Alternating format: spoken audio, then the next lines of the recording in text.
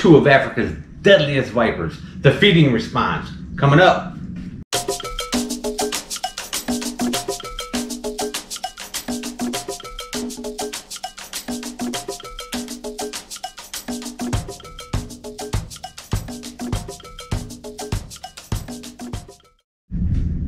Hey, a special thanks this week to Sean Black. Again, Sean Black.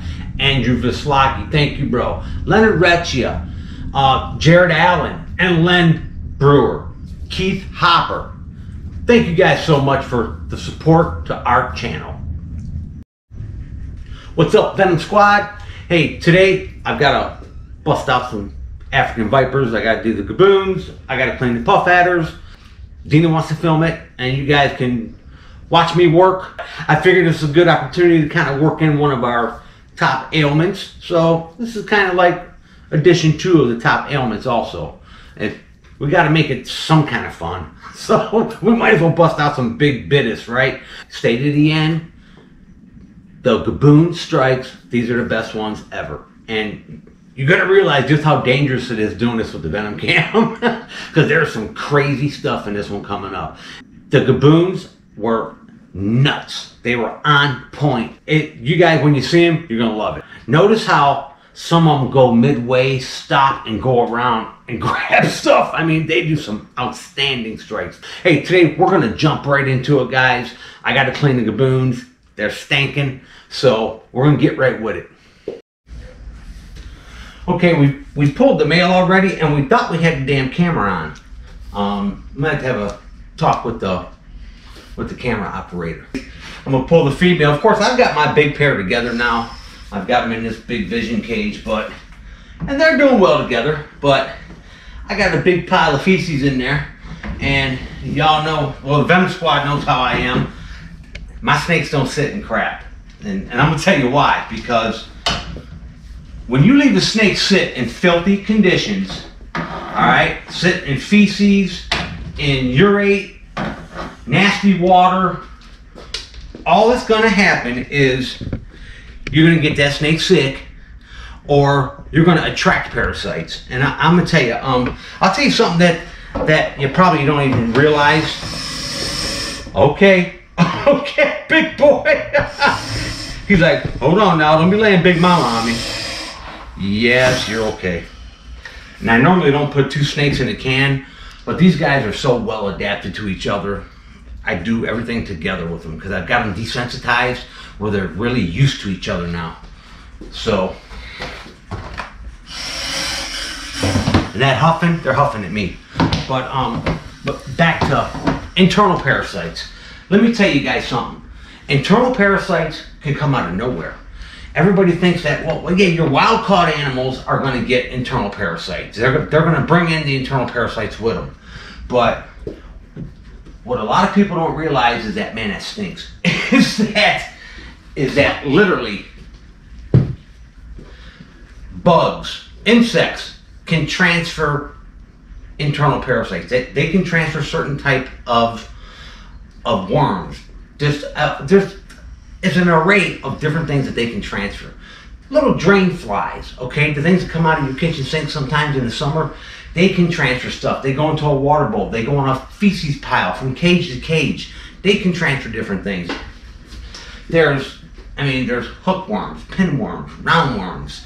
I mean, it's endless. You know what? Instead of me regurgitating all this stuff to you, there's a really good article on internal parasites, and I'm gonna have Dina pop the link in there to it, and you guys can read it for yourselves. It gives you all the different kind of parasites that snakes will carry, and it also gives you treatment for them. You know, I mean, I'm a big fan of Panicure and Flagyl and different things, and treating snakes for internal parasites, you need to identify the parasite first, and then treat it accordingly. And it's always a cycle. It's never, oh, that smells bad. The pleasures of keeping big African BITIS. But I'm gonna tell you, it's always a cycle. It's usually a 3 to 4 treatment plan. And when you do it, you're doing it in a cycle where you're trying to the medication in a prey item or administering the medication orally, which is difficult with venomous snakes, unless you really know what you're doing. But I'm going to tell you another thing, guys, you probably don't realize is there are different parasites that people mistake the cues to them. You got to know what to look for when, even in captive animals, captive bred and born animals, you got to know what to look for when you're considering, okay, maybe it has worms or maybe it's sick, or you got to know the cues. What sets it off?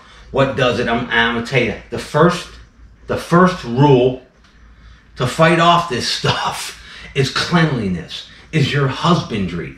If you don't keep fresh, clean water, if you don't keep your exhibits clean at all times, you're inviting all that crap to just come on and live in my snake. Filthy exhibits, old sheds, old feces piled up, nasty water bowls, you're inviting all that stuff. Prey items. Just because you're freezing a prey item doesn't mean it kills everything. Everybody thinks, well, if you freeze it for a certain period of time, it's going to kill everything in it. Not 100%. Feeding live prey items all the time.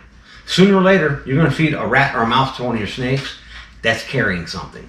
So that's why I feed frozen dog 90% of the time. I feed live when it calls for it, when I need an animal to eat live. But I can tell you, practice good husbandry and you'll cut that stuff in half, okay? And simple stuff like this. Like you see, after I scoop my feces out of there and I get rid of all of that, and you got to do the whole area. And then use your damn hexadine, your chlorhexidine, and I spray the whole area where it was. That's going to kill any germs, any bacteria that's on it. And a lot of people don't realize that, you know, internal parasites, they can actually cause a secondhand bacterial infection from the parasite itself. So it's just cleanliness is next to godliness when it comes to keeping reptiles. That's for damn sure. And there's even internal parasites that can get transferred to you, that can get transferred to humans from reptiles, believe it or not. You know, there's a worm, it's called a tongue worm. Now I know this firsthand because I've dealt with them. And there really is no cure for them. You're not going to get rid of them. You can manage them to a certain point and that's it. And most people, the sign of tongue worms is most people think that their snake has respiratory. They're having trouble breathing, they're wheezing, they're seeing a little mucus come out of their mouth, so they immediately start treating for respiratory. And it's not a respiratory, it's tongue worm infection. And tongue worms can live any soft tissue inside of a snake. They can live in their mouth, they can live in their lungs, and they multiply. And they eventually kill the snake. And after 37 years of this shit, I've seen it all, trust me. But you gotta do fecals. That's a must. You gotta do fecals on your snakes. If you don't do fecals at least every 6 months, try to get them done once a year. I do my whole damn collection. I mean, I used to do it quarterly, but we've got so many snakes, it's broken down into, we try to do it quarterly, we try to do it every 6 months on the smaller stuff. And that's just because you never know. Stress. A snake can come in out of the wild, okay, and be loaded with internal parasites. And I know what you're thinking. Well, how do they live in the wild with all them parasites and they're fine?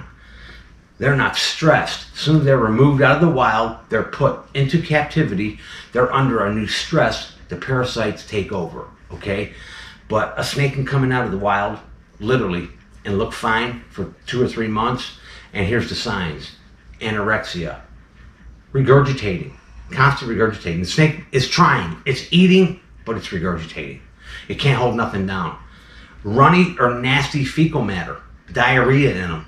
Those are all your damn cues, all your signs of parasites, internal parasites, intestinal parasites. And like I said, a lot of guys mistake tongue worms or they mistake respiratory for tongue worms and they don't know the difference. But you got to get a good vet that does good fecals and can read what kind of worms your animal's got. And then you can treat accordingly. I'm a Panicure guy. I like Panicure. Panicure works on a lot of this stuff, but there's some worms, there are some parasites that Panicure doesn't work on. And you gotta go to Flagyl, or you go to some other kind of other kind of medicine that's going to work. That's the whole thing. But finding a good vet that will work with you, because no one will work with me. You know, I'm gonna come in there with a 15-pound bushmaster. They're gonna be like, nah, you can get that thing the hell out of here. So our vet likes us to bring our animals in already asleep. That's why I nebulize them. I'll take them in asleep, and then we can do our thing. Or they give me my own medication and do all the stuff myself, you know. But I used to run all my own fecals. Got a microscope, but right now it's so inexpensive, and I can take in 10 samples, and it's like $50, and they get it back to me in a day or two. They can, and they're way more accurate. They're way more accurate than I ever could be. So, but just a couple tips, guys, on intestinal parasites and worms and stuff. But keep your shit clean. Keep your stuff stress-free. Good, clean food. Frozen as much as you can. I mean, oh, here's something interesting. Let me put these gaboons back. I read an article. I read a damn article the other day. Dina found it, actually. They found there's a parasite that the wild Burms are collecting. Okay? They brought it over with them from Asia. It's a worm. It's a type of intestinal worm that Burmese pythons have, right? And they didn't think that it would spread to native snakes, but it has. So they literally found native snakes infested with these freaking worms, and it's attacking the native animals. It doesn't need a Burmese python to be the host. It doesn't need to come out of Burmese feces or sheds, or they don't have to be the transfer animal. They're finding out that it's getting transferred from native species to native species. So this host is actually an invasive damn species itself, the damn parasite itself. And they found it like 100 miles north of the most northern area of the Burms area. The damn Burmese pythons being invasive, we gotta worry about the damn crap that they're carrying, the damn worms and all that stuff. That's my little girl. She's getting big. She's getting to be a big mama. All right. Get in there, big girl. But crazy, right? I mean, the Burms are giving everybody a gift. And to you guys that are feeding them wild Burms to your kings, I'd rethink that. I had somebody just want to give me like 20 little baby Burms. I was like, no, I don't want them. Not after I read that article. Come on, big dude. See, he's heavy, and I kind of tilt my can a little bit where I can get my hands in there and get him up. Come on, big dude. It's amazing how strong they are. All right, and wait till you see the strikes from these two. They're crazy.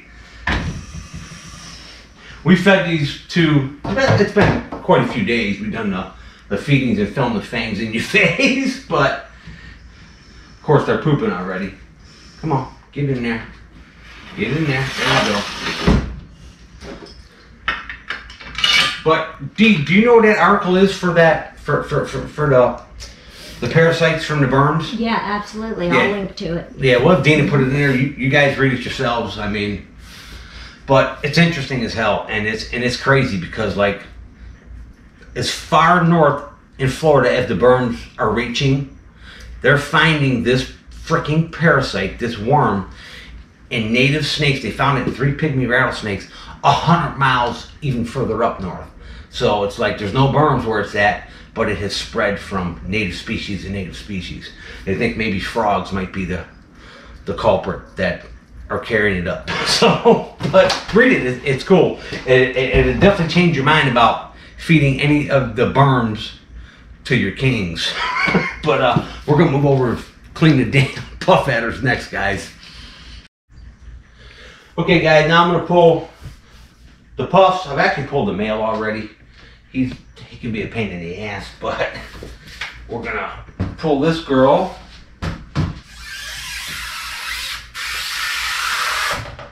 And she's actually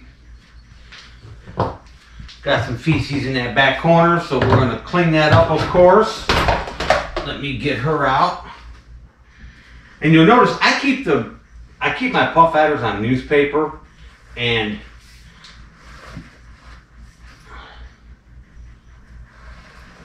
come on, big girl. That's a big damn puff adder. Now I've had them quite a bit bigger, but these are the damn Namibians, and the females are kind of drab, and the males are like electric. When I put the male back, you'll see they're like lemon yellow and black. But let me tell you, substrate is also a good transfer body for damn parasites. Not only externals. We'll talk about external parasites in another video, but also, I mean, like, you'll see a lot of keepers will keep them naturalistic cages, and they'll go with topsoil, some kind of soil, and then some moss and mix, and I don't care where you get your topsoil, how clean or pure they say it is, top grade, somewhere in that topsoil, somewhere, if you're using dirt as a substrate, you got worms. You're going to get worms in it. There's no two ways about it. I mean, Pseudomonas to start, bacterial. Substrate can carry parasites, internal and external. You know, if a snake picks up a rodent off of the substrate and the dirt or substrate sticks to it, the snake ingests it. You know what I mean? So, I mean, because think about it. Like the damn substrate itself, I mean, it's been outside. It's literally getting, birds and different mammals, different mice, everything is running over it or peeing on it or pooping on it sometime. So all that stuff comes into play. And I'll tell you, that's why if I could use newspaper, I would use newspaper on everything. I use mulch, hardwood mulch, and I like cypress mulch. And I'll tell you, even before I use cypress mulch, I treat it. I got a cook box in my backyard, man, and I cook that stuff at like 150 degrees for several hours, and it just gets dried out, and nothing's going to withstand them kind of temperatures for that long. Little fact, guys, I was a pest control technician. I was actually a licensed exterminator for many years, and I know how to kill bugs. I know how to do it safely. Learning how to treat for them is the thing, and especially if you're getting new imported animals, especially the African BITIS stuff, rhinos, gaboons, puffs. That stuff all comes in parasited. I don't care what the importers say. Oh, we treated for parasites. No. Unless they've had that animal for 2 months, they haven't treated it. And that's just the truth. And they come in warmed up. They come in ticked up. They come in with all that stuff. My process is, literally, I'll treat with Panicure, and I do it on a 3 to 4 cycle. I'll start, if I can get the animal to feed, if it's feeding right away. And it's better to start with a small prey item when you're using Panicure. And I'll weigh the animal, I'll get an accurate weight, and then I'll do the formula for the dewormer, and I'll actually inject the damn rat with the dewormer. So that way the snake eats, he gets it, but I use a small prey item so he gets it quicker. Or you can do it orally. And orally, you're stressing the snake out. So with me, I like to get them to eat and take the dewormer. And then I do it every 5 days. I do it 3 to 4 times every 5 days, because a lot of these damn worms and internal parasites, they're going through a life cycle, and you got to be able to kill them off in a cycle. You know what I mean? So it takes several times to get it done, but it works, you know.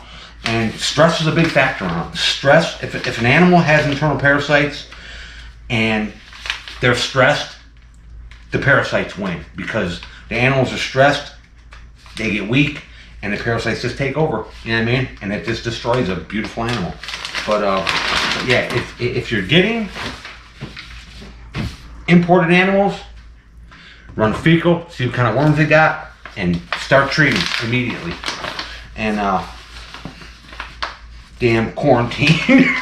You know, anything. If I get anything imported, I quarantine it for at least a year, at least 1 year. And that's at a minimum, you know what I mean? Some guys do it, oh, we quarantine it for 6 weeks and the thing, and no, at least a year, because some snakes can have something that it won't arise its ugly head until 4 or 5 months later, you know? So, and you don't want to risk your whole damn collection. Damn paper? But I would use newspaper on everything if I could. And the only reason I don't use it all my big 8-foot and 6-foot cages, is because we ain't got enough of it, and we would never be able to keep enough of it to use newspaper on everything. So I use the hardwood mulch. But okay, we got that cleaned up, and even my hides, guys, I use throwaways. I use some of the big plastic hides with the big snake cages because I can disinfect them and hose them out. Because, you know, but like these boxes, we got a stack of them. And if they get soiled, I just throw them away and use a brand new one every time, you know. Because newspaper and cardboard is actually sterile. So I use, you know, probably like, he's so cheap he won't even buy a hide box for that snake. I'll be right back. I gotta get fresh water. Okay guys, we got everything cleaned up, but I hope some of these tips at least give you the broad strokes of how to take care of some of this stuff. But you know, the biggest thing is identifying what's going wrong and making sure identifying that shit correctly. But Dean's giving me the look like, quit swearing. But let's put the male back. All right, Bubba. Okay, and that's why they call them puff adders. And believe it or not, the males are beautiful, but they're mean. The males they're defensive little knuckleheads. All right, buddy, I am not going to reach my hand down in that can and get you. You're going to come up to the rim. Don't never reach your hand down in a can. I mean, that is just so damn irresponsible to do that, you know. You know, with a snake in it, get his head draped over. I want you guys to see something. I'm going to put this snake back. Even putting the snake back into a can or canning a snake, I still don't put my hand down in there to drop him in. I will use the damn hook to hook his tail or set him in there. I mean, some things that are bigger and heavier, yeah, I'll grab them and reach them over. But I don't put my hands in a damn can until that snake is draped over here. So the head is on this side of that can. And I'm going to tell you, I seen someone get bit doing this.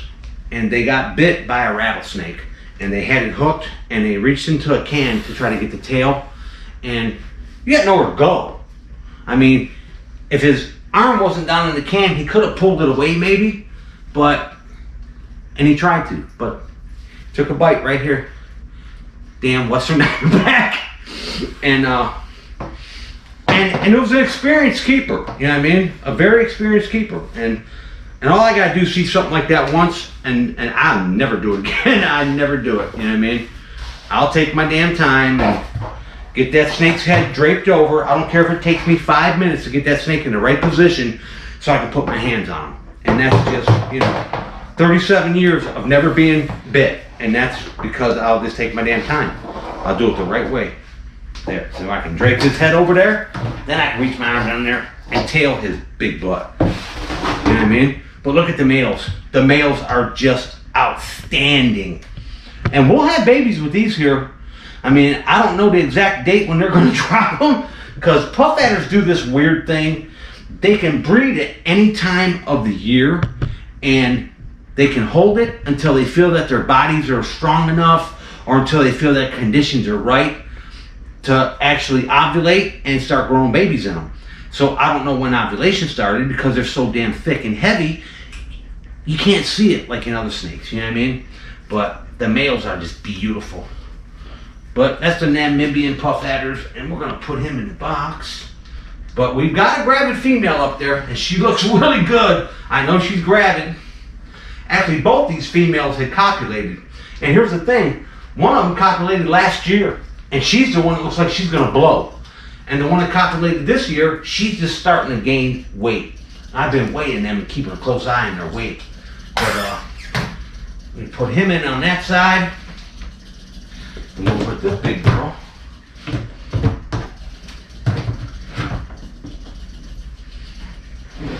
Alright, big girl. And the females just tend to get bigger with Namibians. Quit your huffing, dude.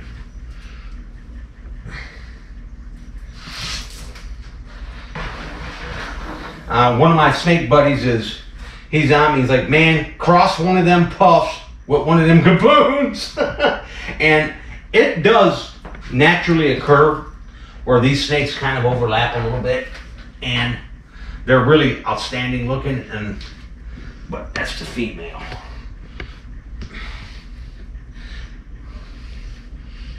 She's a big girl. She's getting some weight on her. All right, big mama, you get in over there. But who knows? I might just go ahead and do that next season. We'll see which one of these pups drops a nice big litter for us.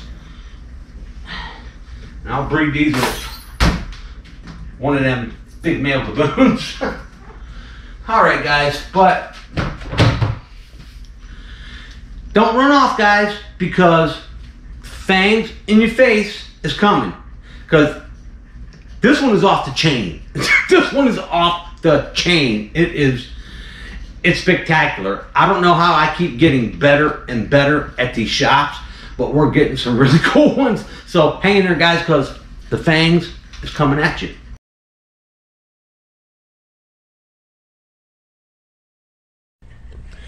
Alright, and to start the day off, of course it's going to be a BITIS day. We're feeding all of our BIG African BITIS today.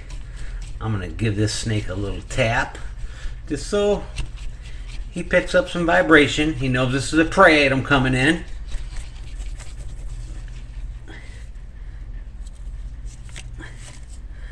Oh, damn! He come out of nowhere with that one.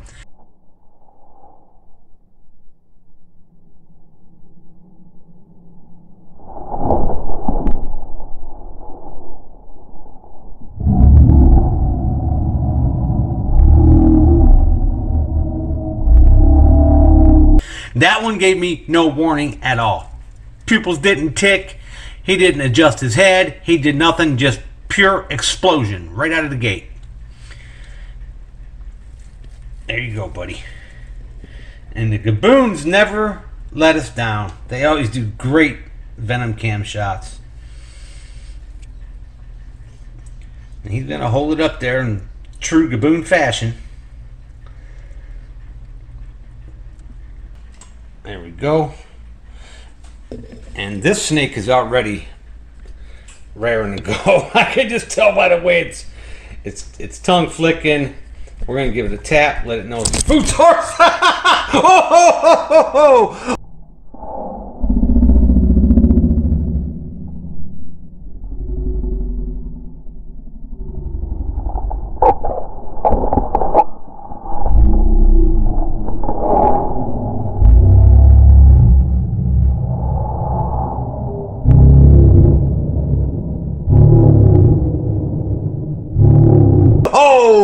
Oh my God, that's why you don't take any kind of chances with a Gaboon. You see that? That snake came completely out of the cage. I was way over here with that rat. That was crazy. Good job, little girl. This is a little female I'm raising up. I produced this little female 2 years ago and I hung on to her because she was so pretty. But oh my God. And look, I want to point something out here. Look at this. Let me grab another pair of tongs. Look at this right here. That's where that snake's venom glands are. That's where the venom glands are located. And notice that. Look how that is just caved in right now. Look at this. That snake is full on juicing that rat. I mean, it is giving it the biggest dose it could possibly administer. I mean, and that's why doing this is so damn dangerous, guys. And I want you to understand that, because the fact of the matter is that if a mistake is made while doing these VenomCAM shots, you got to understand that a bite by any venomous snake in any situation is serious. But in this situation, this being a feeding response, a bite from a feeding response, an accidental envenomation from a feeding response from one of these snakes would be the worst possible scenario, because this snake is not holding back. It's not going to give you a dry bite. This is a feeding response, so it's using its venom to subdue its prey. So if this snake accidentally bit me, that's what it will be doing to me right there, depressing its venom glands and giving me all it's got. So I just strongly suggest, if you guys are venomous keepers, and don't don't do this. Don't try to do what I'm doing. I mean, I've been doing this so long, guys. I mean, and it's cool to get the slow-mo strikes, you know, use a second camera and get them off to the side or something, but don't do what I do. I mean, because the way I do it is actually really dangerous. But oh, that snake came out of there, unbelievable. But that was cool, wasn't it? I love this shit. All right, we're gonna move on to the next Gaboon. But I see her repositioning. She's getting ready to pop it.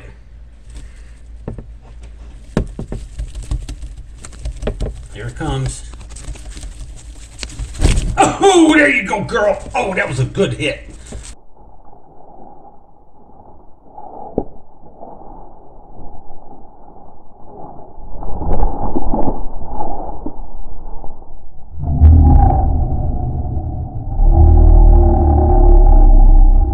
Good hard hit.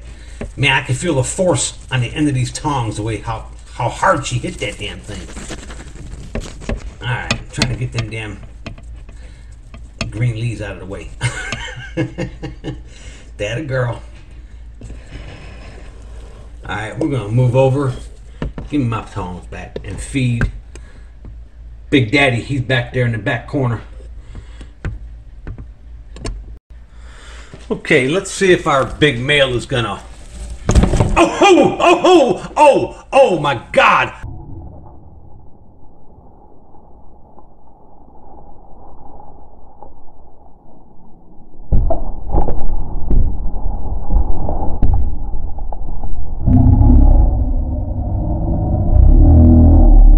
I didn't even get the damn rat in there and he blistered it. I was gonna go in and give it a couple of taps on the ground like I normally do, and he just came out of nowhere. Because lately, let me tell you guys, for the past couple of months, Big Daddy here, he's not been hitting them. He's been eating, he hasn't missed a meal, but since I paired him up with this female, and this is strange behavior that I noticed, he has not been that aggressive. He just kind of chilled out. But the last two feedings, he's been reaching out and laying the law down. He's been banging them big time. But, and he's getting ready to shed too. He's kind of dulled up. But, I guess he wasn't playing, was he? Attaboy. Well, let's feed some puff adders, y'all. Okay, guys. Now for the puffs. And you can see this big girl, she's right up on the edge here. And she is already tongue flicking. She's getting ready to explode here in a second. Oh, damn!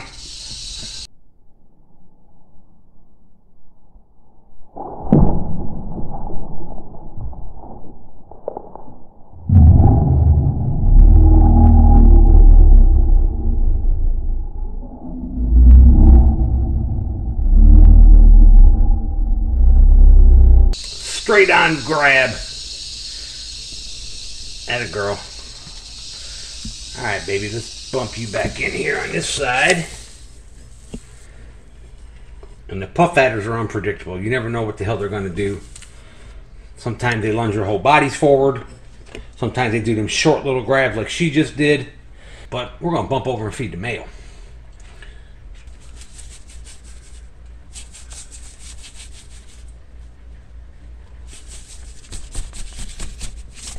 Oh, there you go, buddy.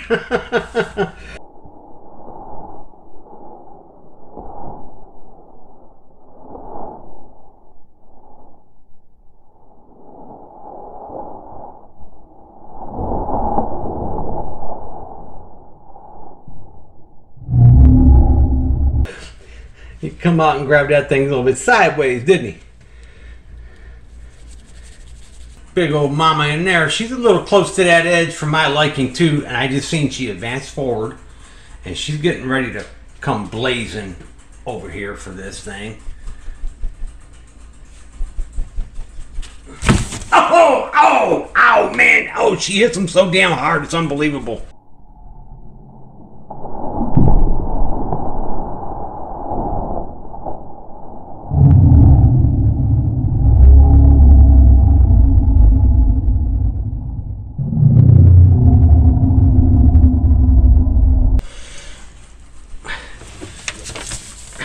Alright, girl. You ain't gotta thrash around.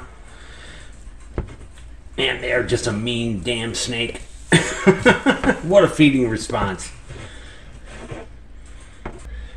This little bonus footage is gonna go today. I got that rat nice and hot for this big old Fer de Lance. This is the Bothrops leucurus.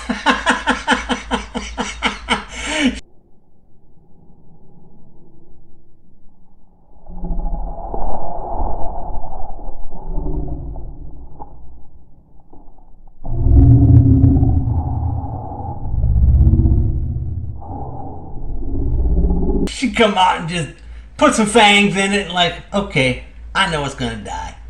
Alright, back it up, girl. Back it up, girly. Uh-oh, no. You guys see that? She just picked up a heat signature off the light. That's when I tell you, you can't make mistakes with this. You really can't. Hey guys, we haven't been getting to the comments a whole bunch. I mean, every time we see them roll in, we try to set an hour aside and go through and answer them. But I don't know, just in the past several days, it's like we haven't been getting them through. I don't know, it's a YouTube thing, I guess. But comment, thumbs up, hit the V logo, and subscribe now. And hey, who wants to see Miss Dina feed King Diesel? This is her damn cobra to begin with, okay? This is Miss Dina's cobra. And even though I take care of him and he's kind of getting to know me, but he's going to get to know Miss Dina a little bit. Who wants to see Miss Dina feed Diesel? You guys comment, because I've been teaching her some stuff. And I got her some extra long tongs. And we're going to get Miss Dina taking care of Diesel. Hey, and we named him Diesel. Bobby Warner, thank you, brother. Come up with the name. King Diesel, because it fit him perfectly. And Diesel is literally like, you know, combustion without the spark. So it kind of fit him. You don't need to tease him to get him mad. He just stays mad. So, but anyways, he's a good boy. He's settling in nicely. He's eating like a little monster. And I swear to God, he's already growing. But leave it in the comments, guys. Who wants to see Miss Dina feed Diesel? And we're going to make it happen. But hey, come on back to Venom Central. And this is Willie. We're checking out. Later.